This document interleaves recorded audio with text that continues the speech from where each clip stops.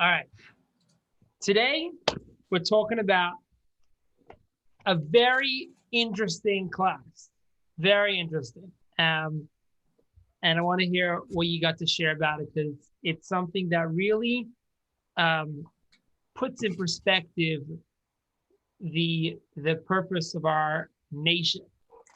And it's a very inspiring class, man. I think personally for me, this is my most inspiring class.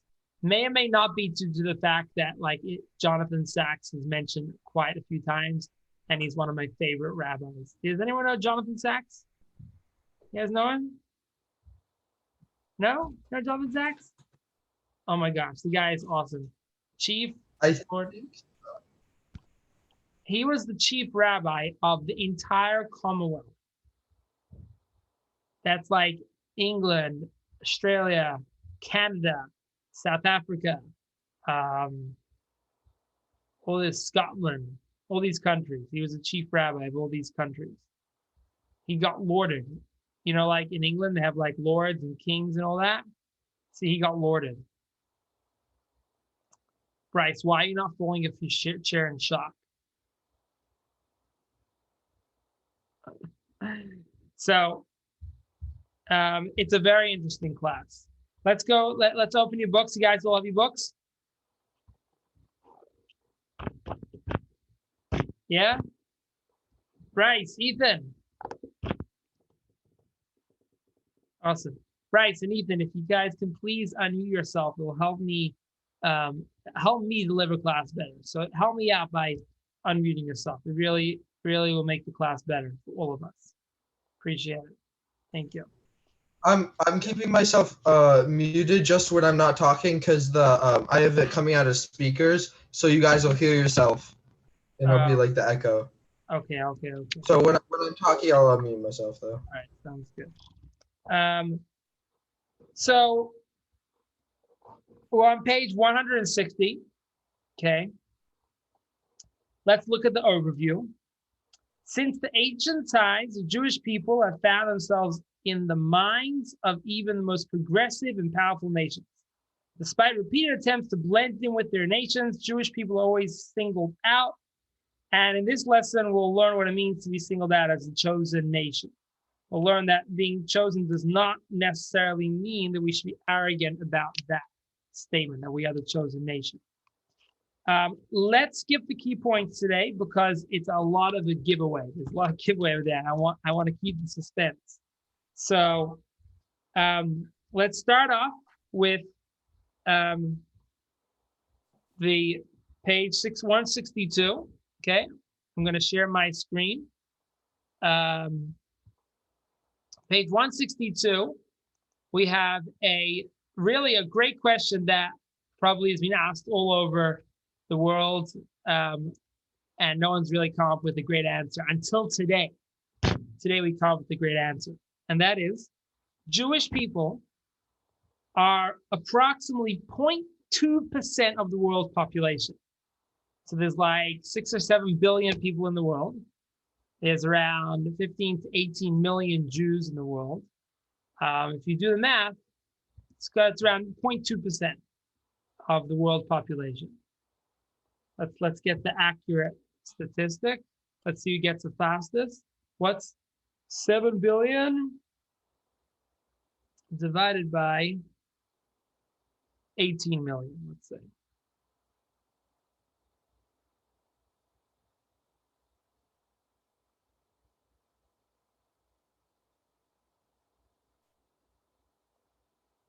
To the time, sorry. 7 billion.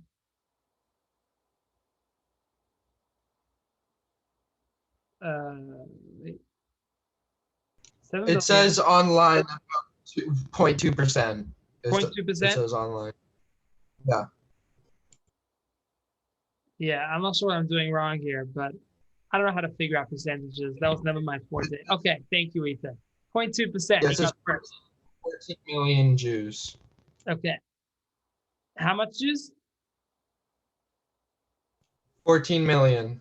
14 million. Okay, I think it's more than that, but still doesn't make too much of an impact. But if you look at the Nobel Prize recipients in all areas, the average is around 20% Jewish. What gives? Bryce, Ethan, what's up with that? That we're so disproportionate in terms of how many people we are versus the impact that we've given to the world in physics, in science, etc. Don't say it's because I think it's because like, well, I mean, it could just be a coincidence, but I think that it's like, I don't know, it's kind of complicated that we are given, like, we're not smarter than other people, like than everyone else. We're just given more gifts of like, or like a higher, I don't know how to word it, like a higher level of thinking kind of than other people, and that as we've like survived through all the years and the years of like oppression and war and genocide and all that, it's like the resilience of everyone that survived is kind of bred through all the generations, and that like, and their intelligence keeps getting passed on and passed on. right. And so like the strongness of everyone and the mental, like, I don't know, it because something kind of like that.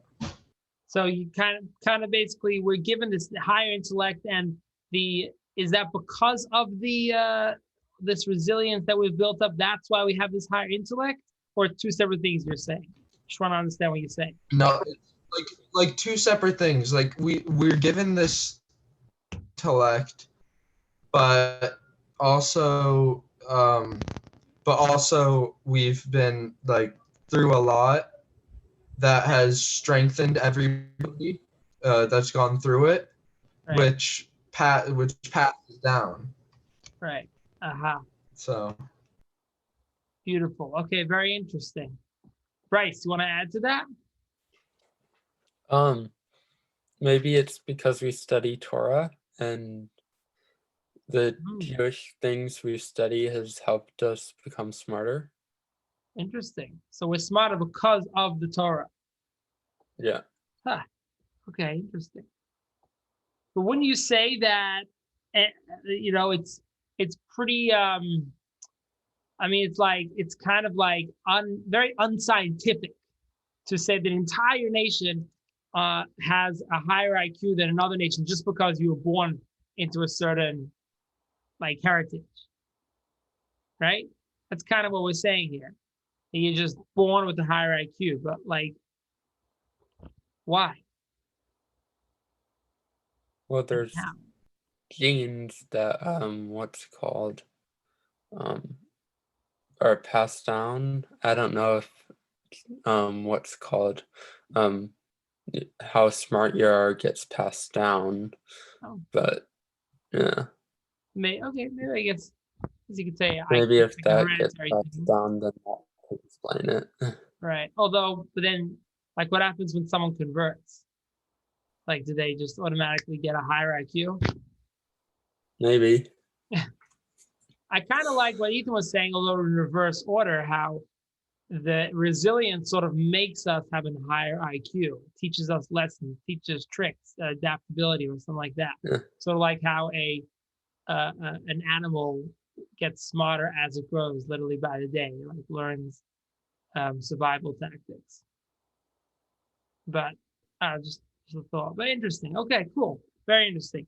So let's dive right into this chosenness, shall we? When you say that in a family there's 5 kids, Bob, Sam, Milton, Jessica, and Jennifer, 5 lovely kids, and the dad calls all 5 of them to the table and he says, Milton, you are the chosen one. What do you think the other 4 kids are feeling right now?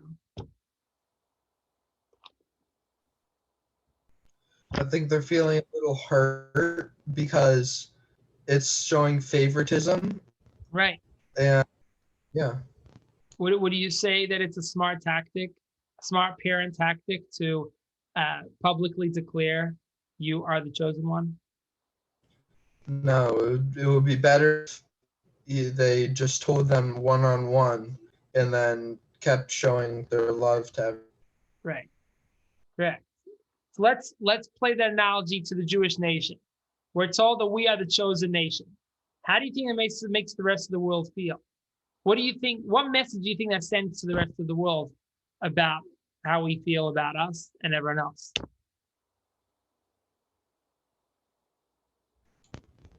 I think that it shows that it's not true, but like in some cases it's true, but it seems to other people that we're better than them and that God says so.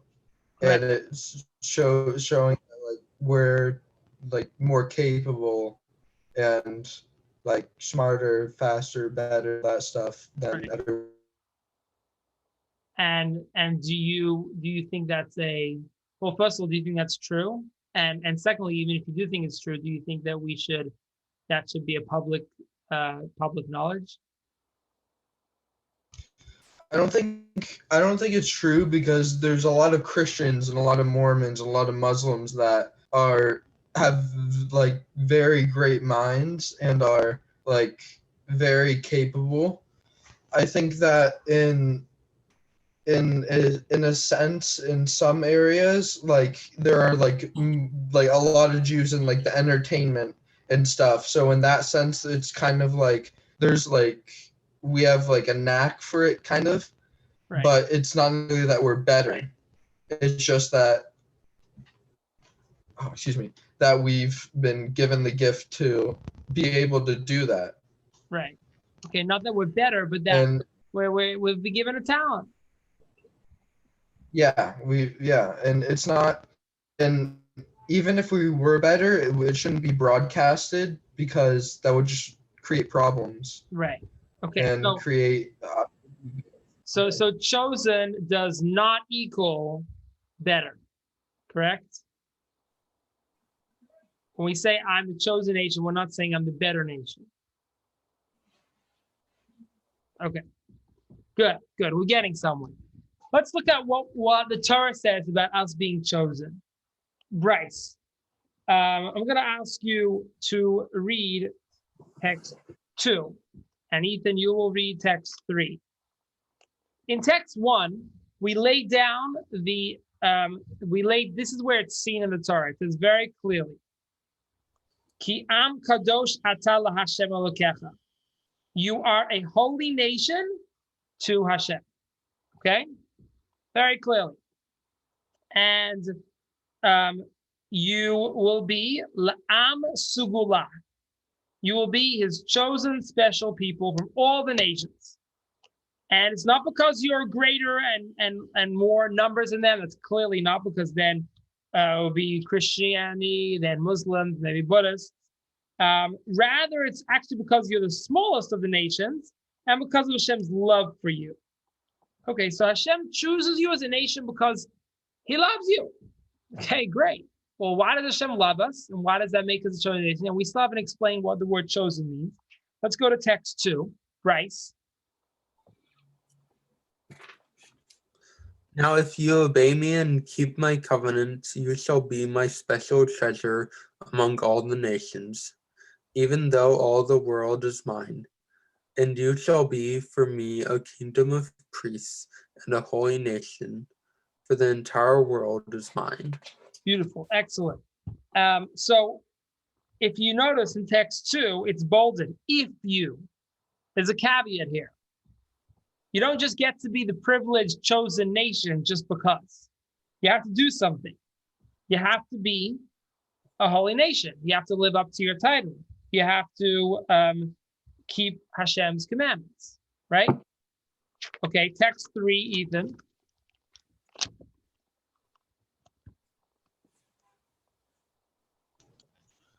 Blessed are you, our God, King of the universe, who chose us from all nations and elevated us from all languages and sanctified us in his commandments.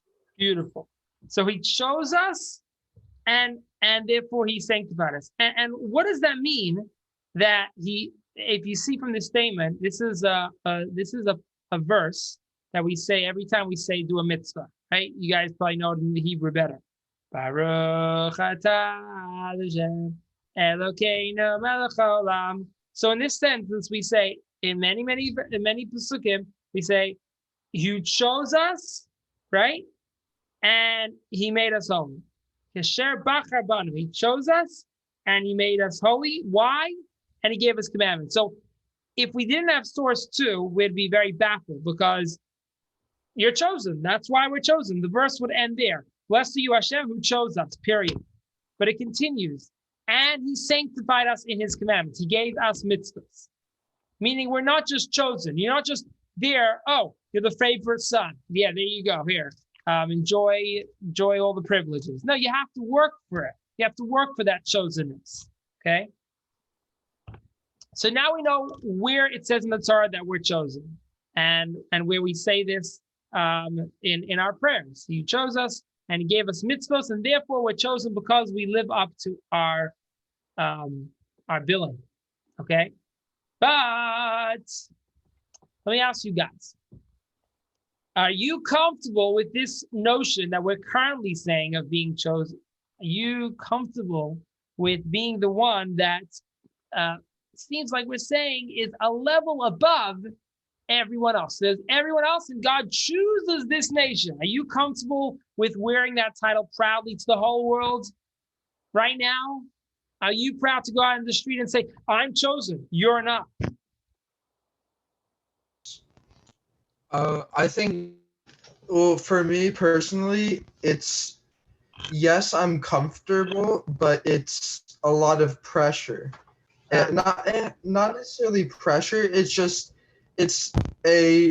because since you're the chosen one, like we're the chosen people, we have a standard to uphold. And in like in the other text where it said if you, that's saying that like He chose us, but we still have to uphold what He says. We have to hold up our end of the deal. So we don't automatically get that. We have to work for it. And if we don't work for it and we don't want it enough, then it's basically kind of like failing. Oh, wow, Ethan, Rabbi Ethan. It's not chosen, it's responsibility. Beautiful. So well said. Thank you. Bryce, anything to add to that? I'd agree with that. You'd agree. Man, we have 100% consensus here. Never before happened in the history of Jews. 3 people get together and they all agree. Incredible. This is exciting. Mazel tov, Simon tov, Mazel tov. So what are we chosen for, though? Where do we get this chosen title that we have the responsibility to be the chosen nation? What does that mean? What does that mean? Is in the words of Tevye from Fiddler on the Roof. The guys that watch Fiddler on the Roof? Please say yes. Yes? Yes. Good job, right? I watched it once, and then the day afterwards, I watched it again. Right. It's a timeless classic. And here's what Tevye said. I've watched a little bit of it, but my school actually did a play version of it. So like they did the play on it, and at my school, I watched a little bit of that too. Right. Okay, cool. Oh, nice. Well, then you'll like this. Dear God, did you have to send me news like that today of all days? I know we are the chosen people. But once in a while, can't you choose someone else? Beautiful, Tevye. Well said. Once in a while, can you choose someone else? Such a great line. Such a great line. And that leads us to our next series of questions. These are very interesting questions. So let's start with the first one. Do you believe that all people are equal? Yay or nay? No. No? Why do you say no? because it depends on what you mean by equal. Like, everyone is equal, meaning that we're all humans. We all deserve the basic human rights. Right. But equal as in intelligence wise or equal as in physical ability, no. Like, there's some, like, Shaquille O'Neal is going to be a lot stronger than me. Right. And I'm probably going to be smarter than Shaquille O'Neal. Right. But And there's it's two Right. different, yeah. And that's not a racist thing to say that Shaq is better at dunking than you. Just he's like that. Oh no, Right. not coming from a racist place. So that's the next sentence. Do you believe that certain people are gifted? That's a great way of splitting it up. What will you say? You say yes, certain people are gifted and so are not. And in that way, we're not all equal, even though we all deserve equal rights. Very well said. Okay, let's go to number 3. Do you believe that certain groups of people are on average more athletic? I would say yes, because say you have no limbs, it would be very hard to do pull-ups or run a mile. You could actually you couldn't be in a wheelchair and push yourself because you won't have any more arms. But yeah, it would be very hard to do a lot of the athletic things. Right. So yeah, and if you were blind, it would be harder. But you could still do it probably. But yeah. Okay. So we won't let the nation of the no limb nation know about this talk because we don't want them to get offended at all.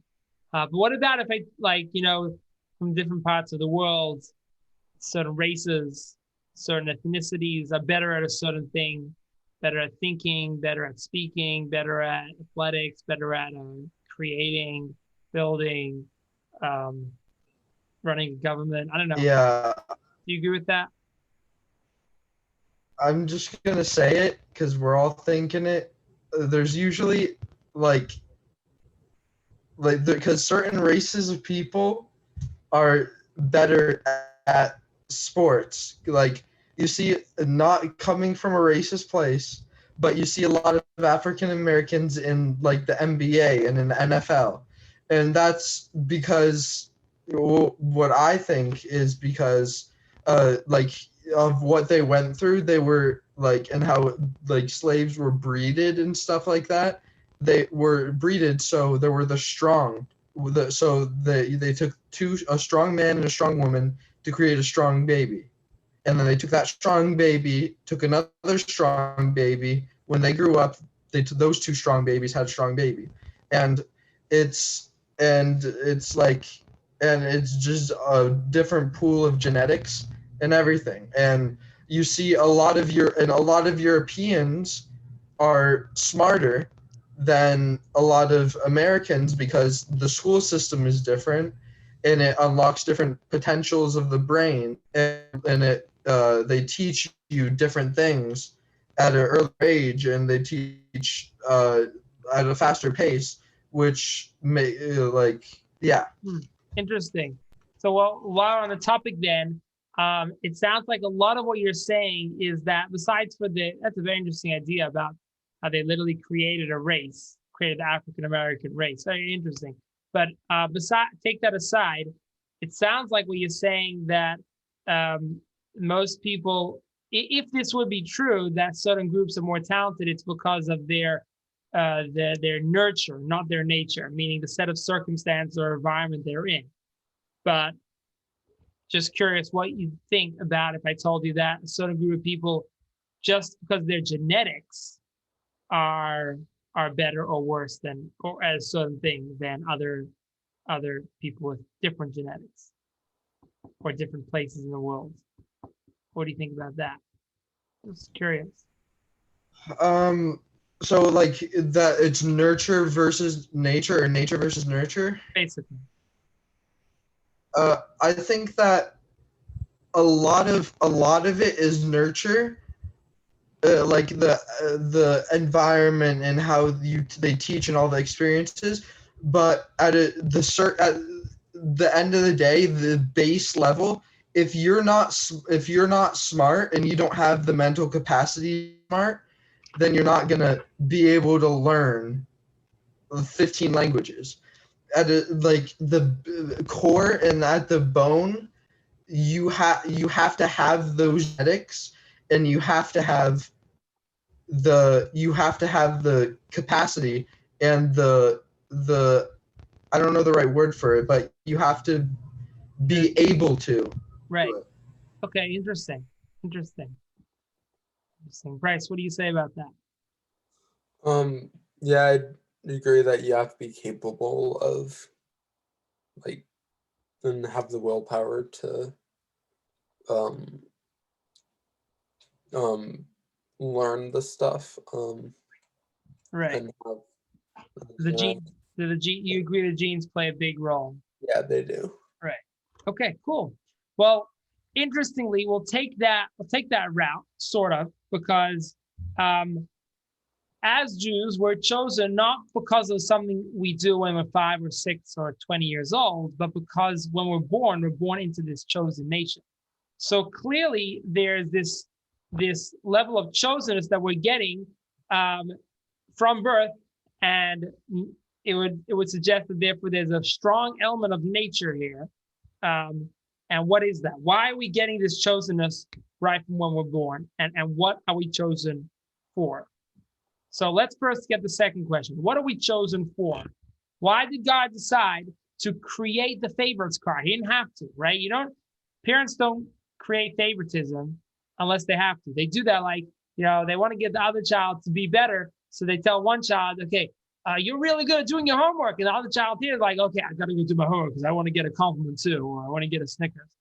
But so God is saying, do the same thing here. He's telling us we're chosen for a reason. Not going to just randomly just say, okay, I'm going to play favorites. So what is that? So let's look at source 4. Ethan, could you read that for us on page 166? Yeah. Thus said God the Lord, who created the heavens and stretched them out, who spread out the earth and what brings it forth, who gave breath to the people upon it and life to those who walk thereon. I, the Lord, in my grace have summoned you, and I have grasped your hand. I created you and appointed you a covenant people, a light of nations, to open eyes deprived of light, rescue prisoners from confinement, from the dungeon those who sit in darkness. I am the Lord, that is my name. I will not yield my glory to another. Wow. So what are we chosen for, Bryce? What are we saying in that paragraph? What are we chosen for? To open eyes deprived of light and rescue prisoners. Let's see that in more plainer English in the next source. Bryce, can you read that for us? And thus you shall also be a light to the nations, as it says, and nations shall walk in your light. And the light is the Torah that will come out of Zion for them. Because of Israel, the nations will keep the 7 mitzvot, and they will do good. So let's get back to the question. What are we chosen for? To bring light. Bring light, which is what light are we bringing? Are we shining strong flashlights to the whole world? What is this light that we're sharing with the world?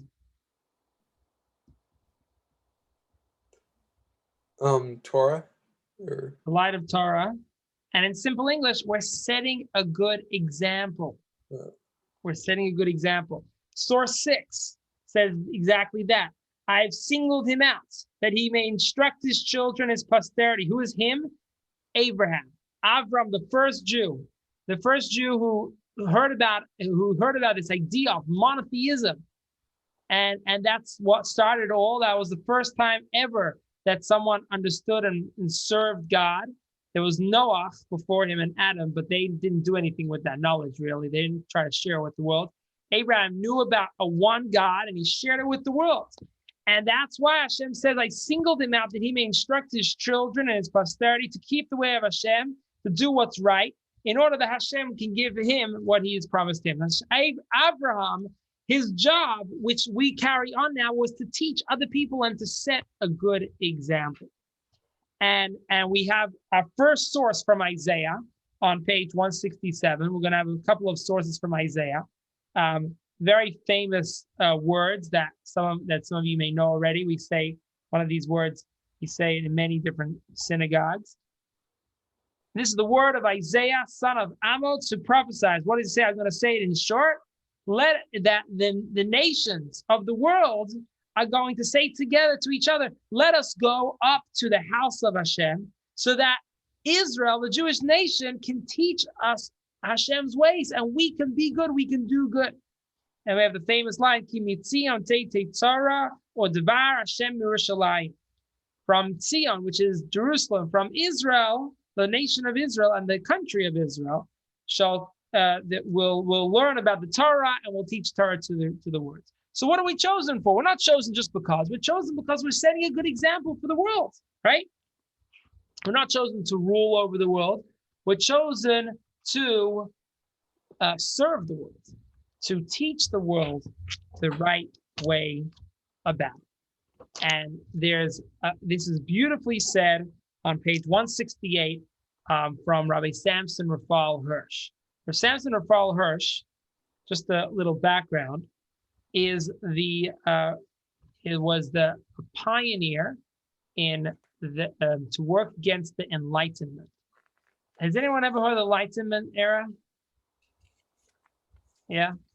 So the Enlightenment era took over the whole world by storm. It was awesome. It was awesome for the world. We went from being a feudal world fighting against each other to being an enlightened world. But enlightened, did you guys ever read about what enlightenment did to the Jewish nation? Very interesting. The Enlightenment spawned the Reform movement. Now, not the Reform as it is today. This is the old Reform movement, which died out. It doesn't exist anymore. And you'll see why. The Enlightenment taught everyone that we should all be equal. We should all be the same. They use that word, equal. But like Ethan said before, we have equal rights, but not necessarily are we all actually equal. We're all born different and we can do different things, right? So from that came a whole bunch of Jews that said, let's just be like everyone else. This more happened in Germany, and a lot of Jews that were, saying, let's just be like our German neighbors. Let's just assimilate. Let's be like them. And that's why the Reform movement, as it was known then, died out, because they all assimilated. It became like the German neighbors, and that became the end of them. The Reform today is a whole different story. It's very Jewish compared to the Reform back then. Back then, the Reform movement was basically saying, let's just be like everyone else. Reb Samson Raphael Hirsch fought tooth and nail against this. And he said that you could be Jewish, you could be proudly Jewish, and still walk in the upright ways of the nation. You don't have to be a model citizen and be Christian. You could also be Jewish. And let's see it in his words. He says a beautiful idea for what it means to be chosen. Ethan, please read for us source 8. If, however, in the midst of a world which worships wealth and lust, Israel were to live a tranquil life of righteousness and love, if, while everywhere else in the creation of man is sinking into the depth of sensuality and immortality, Israel's sons and daughters should bloom forth in the splendor of youth, purity, and innocence. Ah, what a powerful instrument for good Israel could be. If every Jew would be a mutely eloquent example and teacher of universal righteousness and universal love, if thus the dispersed of Israel were to show themselves everywhere on earth as the glorious priests of God in pure humanity, if only we were, or would become that which we should be, if only our lives were a perfect reflection of our law, what a mighty force we could constitute for steering mankind to the final goal of all human education. This would affect mankind more quietly, but much more forcefully and profoundly than ever our tragic record of suffering. Had this been the case over history, the answer is a resounding yes. Wow. That is what it means to be chosen. We're not better than anyone else. We have a special job to teach by example, like Ethan so beautifully said, eloquently said, a mutely eloquent example. You don't need to say anything. You could just be good, be an upright, good person, a good Jew, and you're teaching the rest of the world how you could be. And we see, and like Sandra Paula says, we've seen this across the millennia. Let's take a look at this really amazing video. Check this out. Really cool video. Crowds are going wild. In just a moment, we'll begin the final round of the 2078th Annual Gladiator Bowl. Calling on all employers to build bunk beds in their open spaces so workers never have to take a day off again. Three-time Nobel Peace Prize winner states we should do everything in our power to keep the masses illiterate.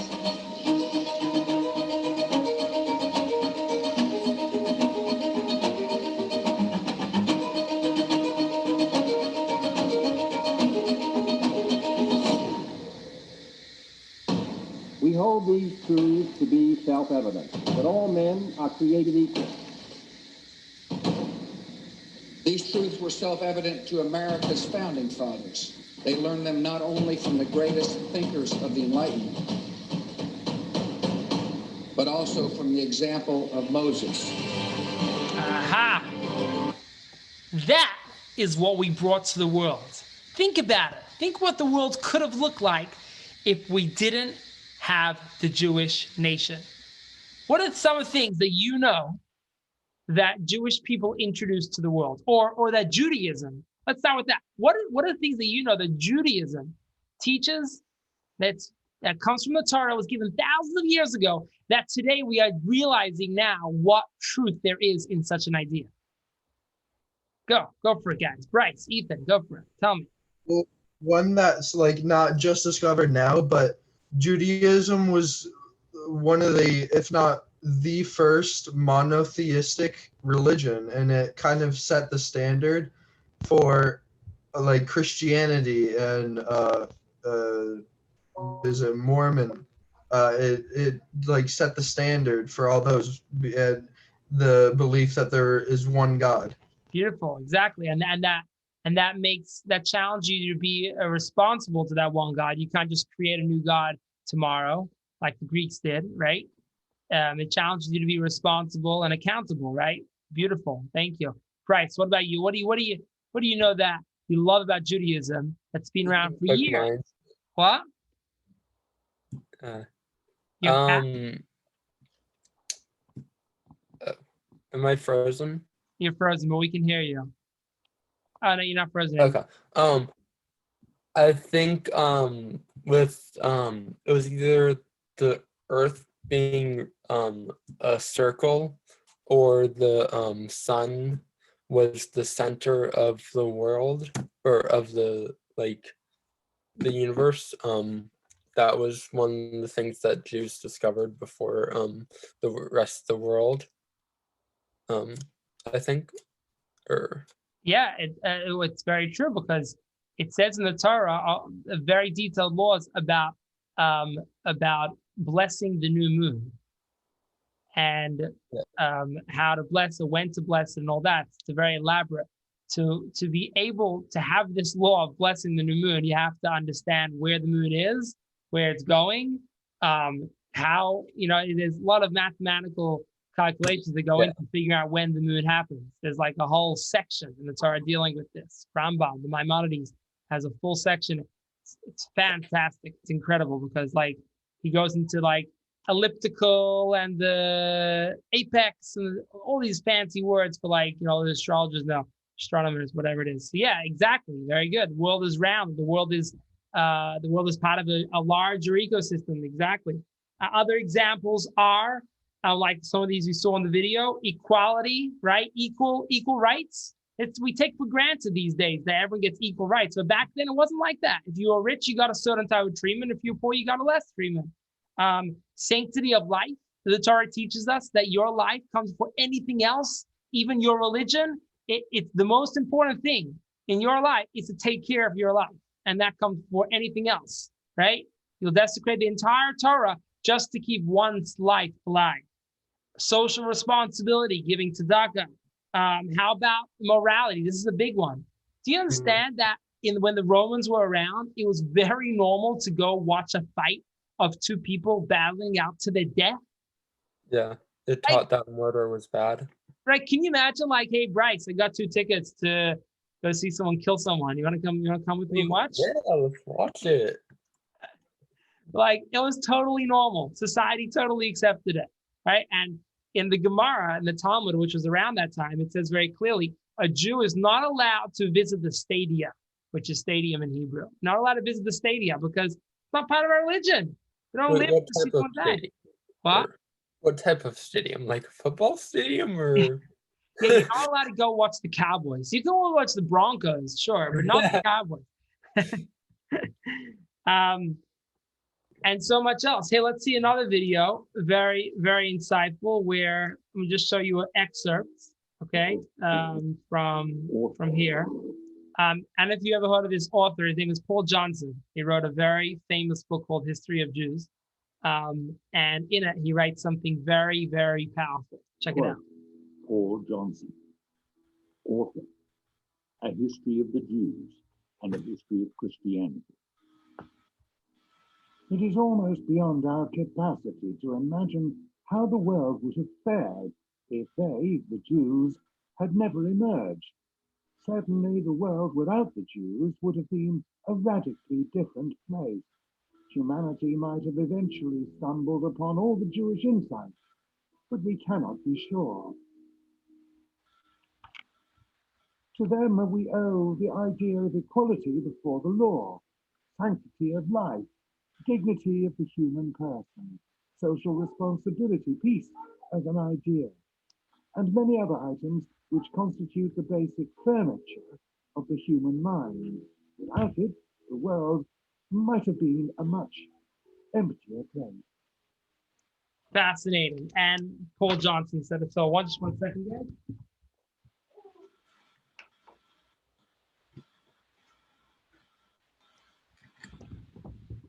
And that's exactly it. You see this across history, how the ideas that we say in the Torah that are so basic and so central to our belief were not very basic and very central back then. And these days it is. So what do we have that gives us the ability to be special, to be chosen, to be able to teach the world what right do we even have to say that, oh, I am the chosen one because I can teach you how to be a good example? Like, what were we given that, made us able to be the chosen nation that can set a shining example for the world? What do you guys think? We were given the Torah. We're given the Torah, okay. Torah. I think I agree with Bryce. Like, the Torah is the base of, like, the gifts and the talent that we were given, because the Torah sets down the moral codes, the laws, the everything. So what happens if a nation decides to build a religion off the Torah?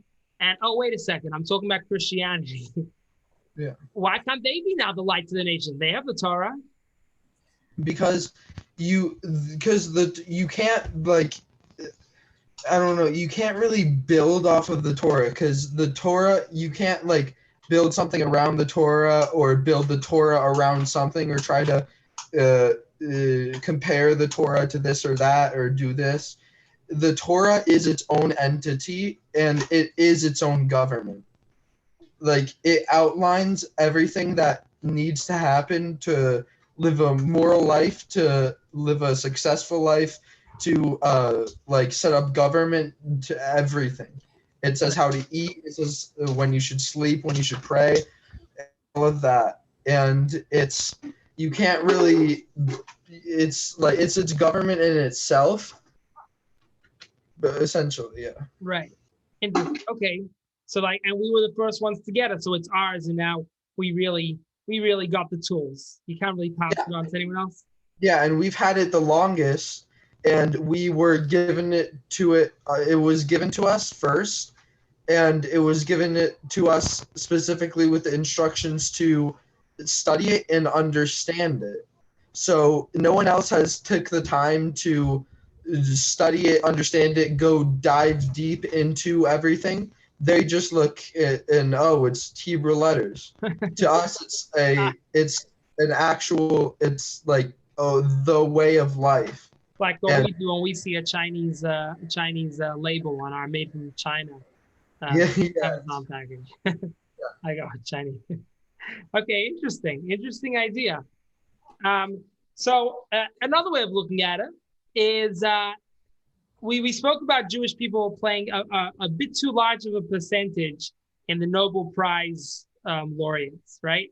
But we also play a very large role in the percentage of how many protesters there are protesting any given parliamentary decision. Yes, you have me right. Jewish people are far too much of a percentage. Thank you. Yeah. Are far too much of a chunk of the protesters. And it's not a statistic. It can't prove me wrong in this because there's no statistic there. But Jewish people are protesters. That's like their thing. They're good at being different. Okay? And it started with Avram Avinu, first Jew.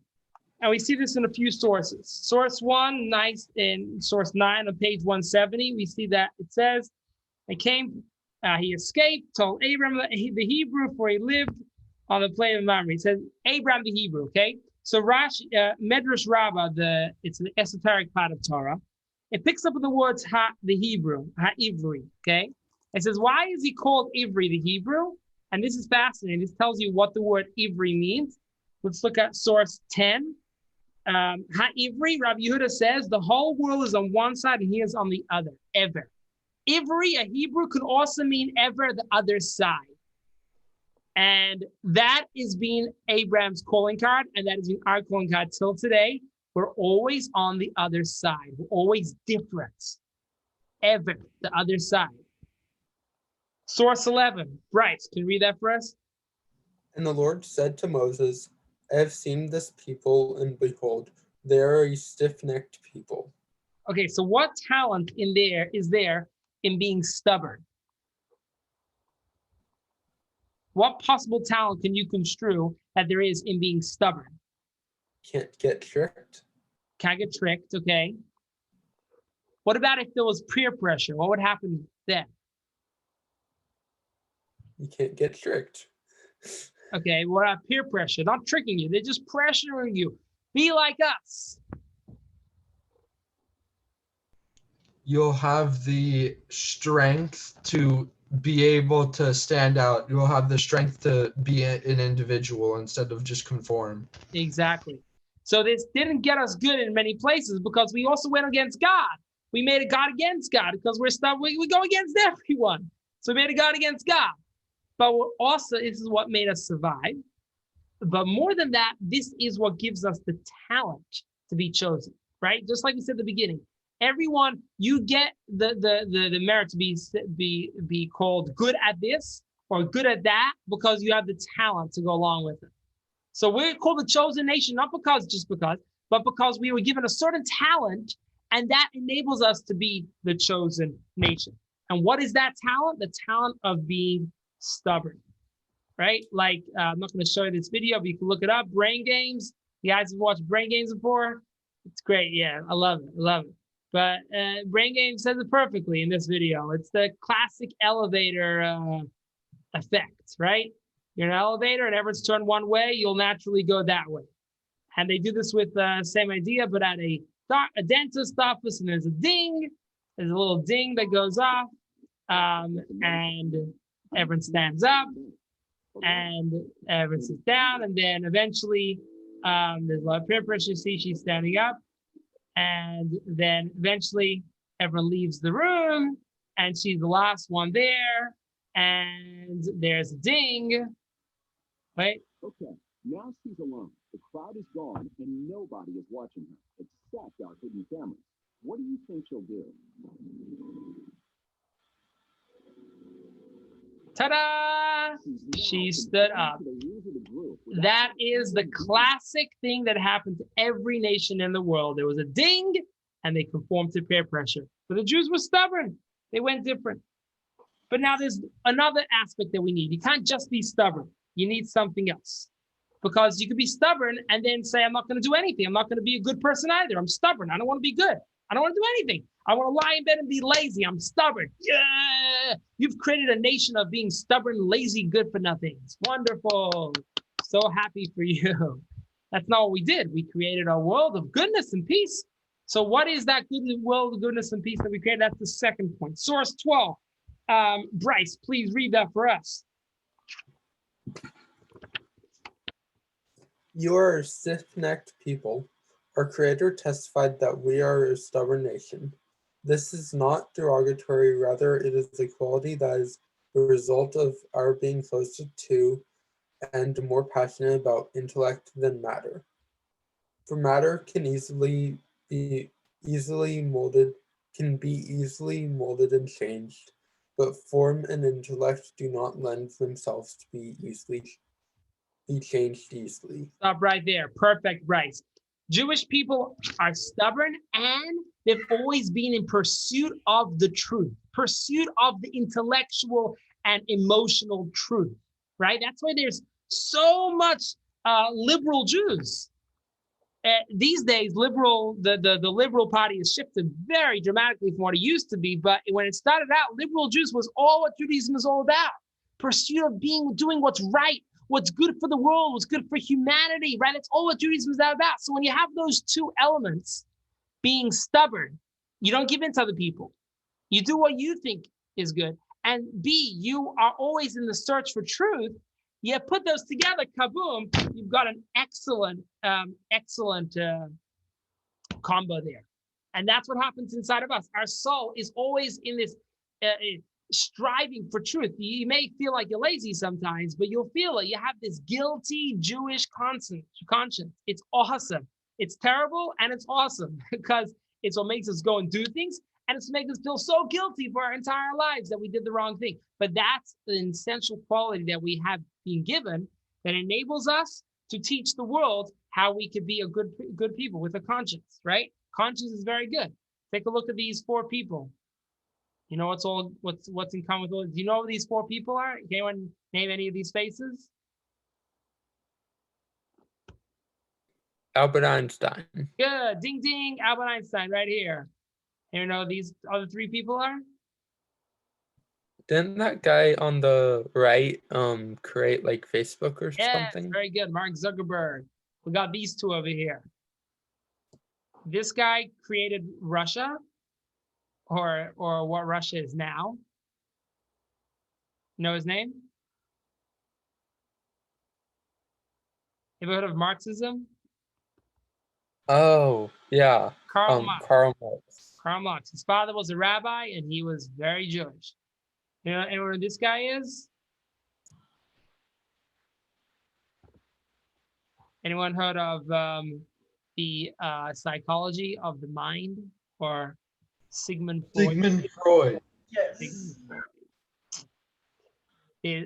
Probably the most prominent of all psychologists today, because he invented many of what we still go by till today.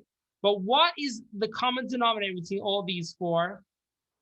You know, Karl Marx is not a very good example because he wasn't a very good person. I mean, he didn't come up with a very good idea. But what were they all in pursuit for? Good. Or change, right? Good change. Exactly. Trying to be good and good change.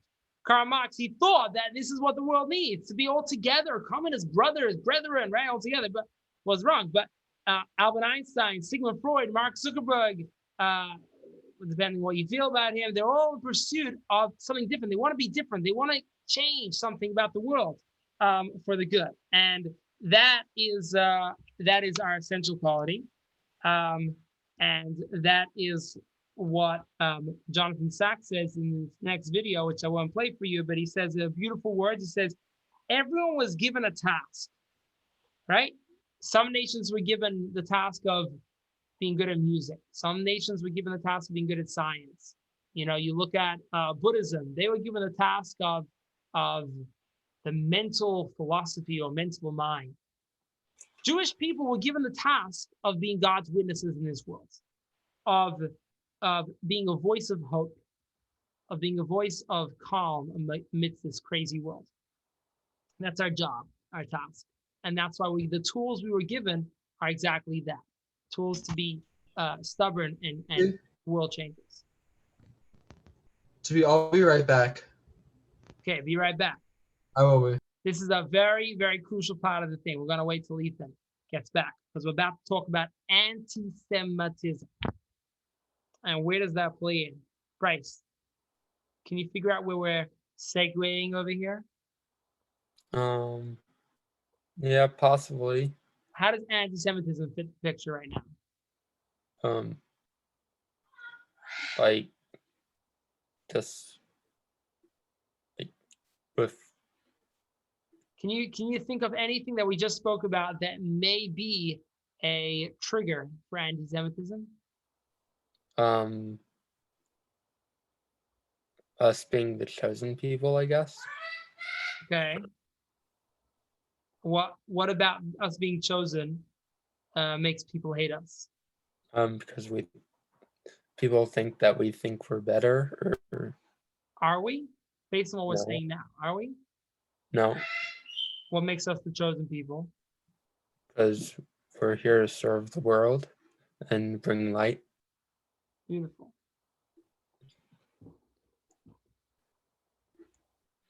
Very good. And there's another part. You ever been in a room with like a bunch of friends and you're trying to like, do the wrong thing? It's like, yeah, don't say anything. And then one guy pipes up and he's like, oh, we really shouldn't do this. Like someone's going to find out. Or, it's really not right. It's not nice.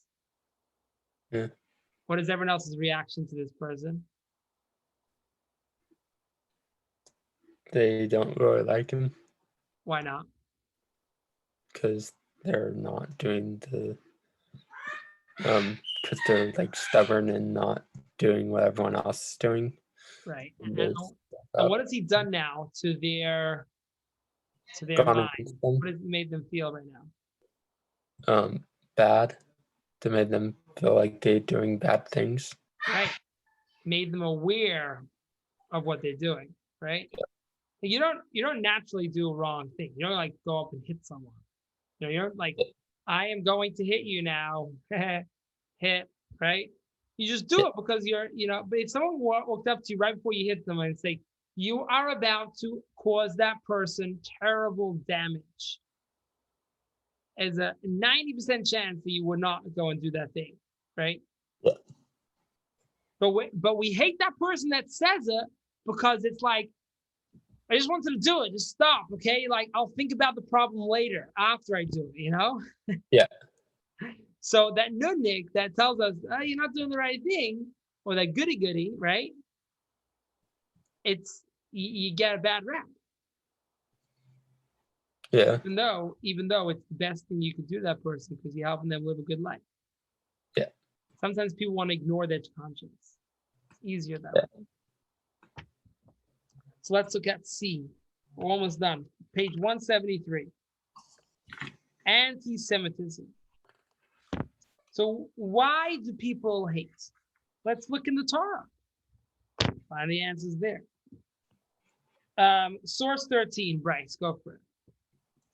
And it came to pass when the ark set forward that Moses said, rise up, Lord, and let your enemies be scattered, and let them who hate you flee before you. Okay. Let's look at the last sentence, Bryce. And let them who hate you flee before you. Do you see one word there that should be changed?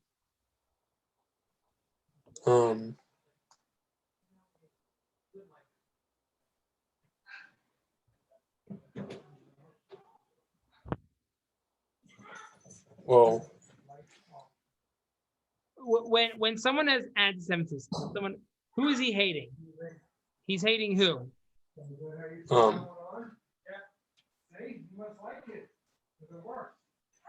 All the Jewish people, I guess. The Jewish people. Jewish people. Okay. In this verse, we say, and let them who hate God flee before God. Who are they hating? The people. No, in this source, who are they Oh, hating? God. God. Oh, 1 second. We just said anti-Semitism is when you hate the Jewish people. You don't hate God. God's everyone. It's like, it's not belong to the Jewish nation, right? So why in this source do we say, and this is a famous line, right? In the Hebrew, you may know this, even so Aaron. This is what we say when we open up the ark. We get the Torah and read from the Torah every Shabbat, right? Yeah. Even so Aaron. But Yoram Moshe says, V'yanus misanecha, and let those who hate you run away. Who hate you. Why do you say let those who hate you? God. It should be those who hate the Jewish people run away, right? Yeah. Ethan, we're right now discussing what is anti-Semitism and how does it play in the picture right now. So we read source 13 on page 173 at the bottom, and it says a famous line by Ibn Aaron, right? We say this when we open up the Torah, and we said, let those, last line, let those who hate you flee before you. Why does it say let those who run away from you, from Hashem? It should say, I'm sorry, why does it say let those who hate God? It just say let those who hate the Jewish people, right? Anti-Semitism is when a non-Jew hates a Jew, right? That's anti-Semitism. Since when it's anti-Semitism when those people hate God? That's not anti-Semitism, right? So, Well, yeah, sorry, go ahead, Ethan. In a way it is, because God is chose us, and he gave us the Torah, and from that we are closer to God than anybody else. And by saying that they hate us, saying that they hate God's chosen people, which is going against God's judgment. Okay. So it's really though than both of us. He's hating us, and therefore he hates God too. Yeah. But then by the same price, according to what you're saying, it could also say, let those who hate the Jewish people, because that refers to God as well. Okay. Yeah. Interesting. Okay, interesting thought. Very interesting thought. Rashi picks up on this. Rashi, like you know already, we've seen in many different sources. Top page 174, Rashi explains the literal translation of the Torah using whatever method he can. It could be sometimes he goes into the esoteric meaning, but it's always there just to explain the literal meaning. And he picks up on that word. He says, let those who hate you, which is say, let those who hate the Jewish people. Why does it say, let those who hate God? Let's read source 14, Ethan.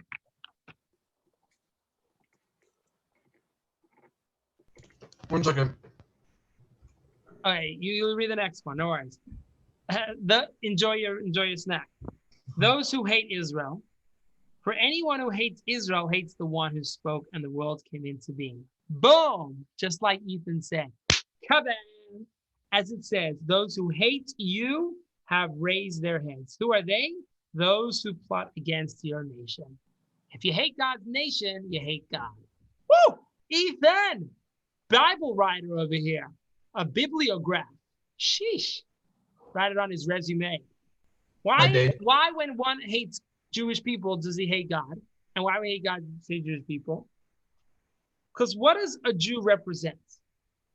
Based on what we're saying now, what do we represent? What is our talent?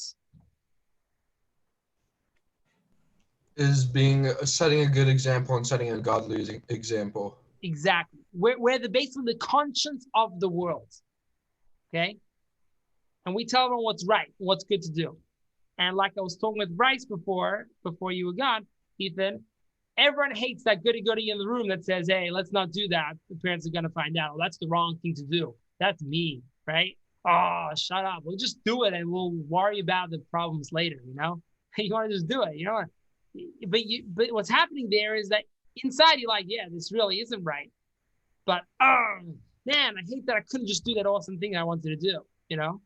I wanted to go smoke drugs. I wanted to, you know, go and punch that guy in the face. But like now, I really shouldn't do it. It's so annoying. I wanted to do it, you know? So that is what drives anti-Semitism. When we do the right thing, some people don't like that. Some people do, some people don't. Hear it from the greatest hater of all the Jews, Hitler. May his name be blotted out. He said, conscience is a Jewish invention. It is a mutilation like circumcision. There is no such thing as truth, either in the moral or the scientific sense. But you know what? He's 100% right. Conscience is a Jewish invention, but it's the most amazing thing, the most amazing gift that we have to give the world. Take, for example, you have a teacher, walks into the room and says, okay, yo guys, hey, what are we smoking today? Dope? Oh, we're doing coke? Yeah, cool, dude. Let's go. What's up? Hey, did you text your friend that? What would your reaction be to your teacher? What would you say? I think that there was something wrong with them. Right. Would you like be like, yo, we have another friend to hang out with? Yeah. She's 30 years older than you. No, that'd just be weird. Right? Teachers are not supposed to do that, right? And when we do that, people are like, that's weird. But you're not playing the right part. Don't do that. Okay, that's weird. And they hate on you more. They don't like you more now. They hate you more because they're like, this is not you. You're not supposed to be doing this. So throughout the years, when us Jews, when we try to be like everyone else, there was always people out there that reminded us we're not like everyone else, right? We're different. And why are you trying to be like me? No, you're special. Anti-Semitism is a double-edged sword. Either it says, okay, you're being my conscience. You're telling me that I'm doing the wrong thing. I don't like that, right? I don't like when people remind me of what is the right thing to do because that makes me feel guilty. Or it can be like, well, why are you trying to be like me? You're not supposed to be like me. That's weird. You're the teacher in the room. You're not the student, right? Now, you may want to say, okay, then, well, either way, we're doomed. So may as well just like get the free ride and just be like everyone else, right? But here's the thing. The majority of the world wants to do the right thing. Yes, there will be all those people, those nudniks that will say, okay, I don't really, you could disagree with this, but this is just my theory. I'm just adding this on. You know, there will be those people that say, you know, I don't like being told what to do because it makes me feel guilty. But at the end of the day, those people are like, you're right. I really should be better. But no one likes a faker. No one likes a person that stands there being like, oh, I'm just like you.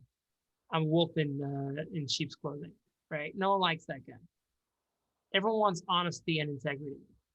And when we try to be like someone else, we're being fake to ourselves and to the world. And the world sees that. And they feel bad for us. They tell us, they remind us of it. So anti-Semitism is driven by us being chosen, by us being special. And when we're special, some people don't like that. They don't like to be reminded of the wrong things they do. And that's why sometimes people hate. But let's see what Jonathan Sachs says on this. He's so great. I love him. Over the course of my life, I often spoke about things I learned from Judaism about life. But I want to do something different. I want to share some of the things I've learned from life about Judaism. So here goes. Never, ever be embarrassed about being a Jew. Our people has survived so long and contributed so much that you should see being Jewish as an honor and a responsibility. Some people look down on Jews. They always have. in which case we have to walk tall, so that to see our face, they're forced to look up. Never compromise your principles because of others. Don't compromise on keeping kosher or any other Jewish practice because you happen to find yourself among non-Jews or non-religious Jews. Non-Jews respect Jews who respect Judaism, and they're embarrassed by Jews who are embarrassed by Judaism. Never look down on others. Never think that being Jewish means looking down on Gentiles. It doesn't. Never think that being a religious Jew entitles you to look down on non-religious Jews. It doesn't. The greatest Jew, Moses, was also, according to the Torah, the humblest person on the face of the earth. Humility doesn't mean self-abasement. True humility is the ability to see good in others without worrying about yourself. Hit the spot. That is the ultimate solution to anti-Semitism. Do what you are supposed to do, and then the world respects us. When we live up to the example that we are supposed to be, the world says, this is right. This is a world that makes sense. Here is the Jew setting a good example for the rest of the world to follow. This is how the world was created. It's the perfect world. When the Jew lowers himself to everyone else's standards and says, I'm just going to be like everyone else and go to fight animals in cages, and I'm going to just agree that we should just castigate certain members of our race and just be haters, the world says, what are we looking up to? We have no example anymore to follow. The world is not how it's supposed to be. And then they turn their hate on us because they say, hey, where are you when we need you most as an example for the world? When we set a good example, we are loved, we are respected, we are admired because the people that we are setting example for now know what they need to do as well. That is the solution. Solution to anti-Semitism is not being like everyone else. It's not hiding in the corner. It's on the contrary. It's being in the front and center, but doing the right thing in the front and center. And then everyone looks at us and says, kaboom, I love that guy because he's teaching me the right things to do. He's setting a good example. He is a good Jew. He or she is a good Jew. G, Yes. I have to go. My mom needs me. Okay, wait. Last point. So I went over time. It's such a great lesson. Last one is race. And this is all about a convert. This answers the question. So what happens when a convert converts to Judaism? Are they not chosen? It's like there's a whole sect of Judaism that they converts and they're not chosen because they weren't born chosen. So how do they become chosen, right? So we answer that in source 15 and 16 that a great letter from the Maimonides from Rambam, and this is on page 177, that says that Abraham was the father of all nations, not just Jewish people, because he taught everyone how to live a godly life and to believe and respect in God.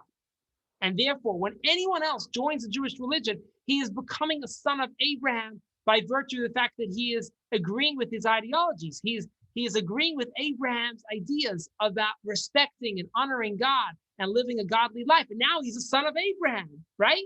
This is what Abraham set out to do, teach everyone in the whole world, not just Jews, how to live a godly life. So when a convert takes this on and agrees to this idea of living a godly Jewish and good life, he's becoming a son of Abraham too. And then he's the chosen nation. That's when we became chosen, because we are the son of Abraham that is different, right? Ivri, he's on the other side, like we said back in the middle of the class, he's on the other side. And that is what Abraham gave to us. The ability to be different, to be stubborn, but to be different and search for the truth. And when anyone does that, they are becoming a son of Abraham and they are becoming part of the chosen nation, which is how even converts can become part of the chosen nation. Got it? Capiche? All right. Takeaway is never be ashamed to be a Jew. Be proud of who you are. Be a good example for the rest of the world. Now, the midterms is going to take place on Thursday evening, okay, at from 7 o'clock and on. I'll be available on Zoom. You can come at any time after 7 o'clock, and I'll be available to answer any questions. The instructions were sent to your YU email address. Thumbs up if you've opened your email address already. Good, awesome. Okay, Bryce, Okay. go to your email, making it find right your YU login information, set it up so that, and then look into your YU email address. The instructions were sent to you yesterday on how to get into the exam. Just follow it. It's very straightforward. The instructions. I'll see you on Thursday night. Now, in that Canvas, it's called Canvas. In that portal, you'll also see a whole bunch of review questions. All the questions of the exam are from those review questions. So if you know the answers to all those review questions, you are good. Okay. They pick 3 from each lesson. So they don't ask them every question, but they pick selected questions from those questions. So go look through those review questions, look over the text material. In midterms is from lesson 1 to lesson 7. Okay. I'll see you Thursday night. All right, guys. Sorry for going over time today, but I was really inspired by today's class. See you then. Bye, Bryce. Okay. Bye-bye. Bye. Thank you very much, Svi. Have a good night. You're welcome. Good night. It's at 7:30 Arizona time, 6:30 our Yeah, time. you can my come on. time. You can come on And then- 6 o'clock too. Anytime you want, I'll be available from Good. 6 o'clock your time and on. 6 Okay. o'clock until what time? However much time you need. I'll just it won't be a class. I'll just be on Zoom if you need me. Okay. I'll be right there. So Okay. do I have to go on Zoom or what? Yeah, go on Zoom so that you can. Go on Zoom. I can help you out if you need anything. Okay then. Questions, So is it open